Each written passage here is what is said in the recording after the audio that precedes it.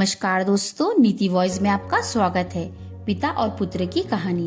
एक पिता ने अपने बेटे की बहुत अच्छी तरह से परवरिश की, उसे अच्छी तरह से पढ़ाया लिखाया और एक सफल इंसान बनाया। इसी के बल पर बेटा एक कंपनी में बड़ा अधिकारी बन गया। हजारों लोग उसके अधीन काम करने लगे। एक दिन पिता ने सोचा, क्यों ना बेटे के ऑफिस में जाकर उससे मिला जाए।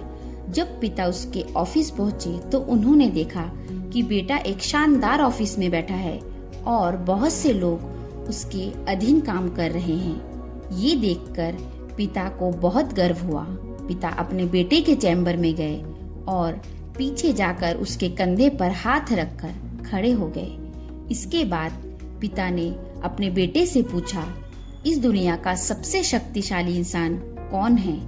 बेटे ने पिता को बड़े प्यार से हंसते हुए कहा, मेरे अलावा कौन हो सकता है पिताजी? पिता को इस जवाब की आशा नहीं थी।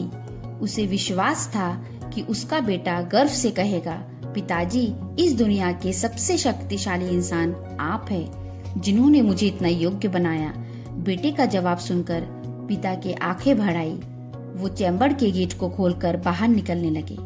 उन्होंने एक बार पीछे मुड़कर पुनः बेटे से पूछा, एक बार फिर बताओ, इस दुनिया का सबसे शक्तिशाली इंसान कौन है?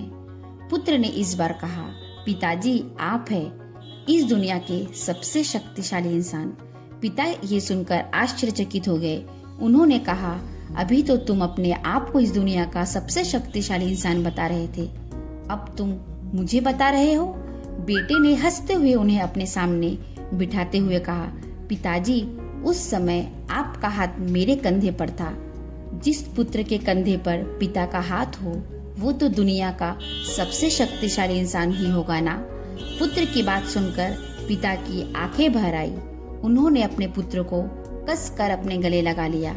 सच है, जिसके कंधे पर या सिर पर पिता का हाथ होता है, वो इस दुनिया का सबसे शक्तिशाली इंसान होता है। धन्यवाद।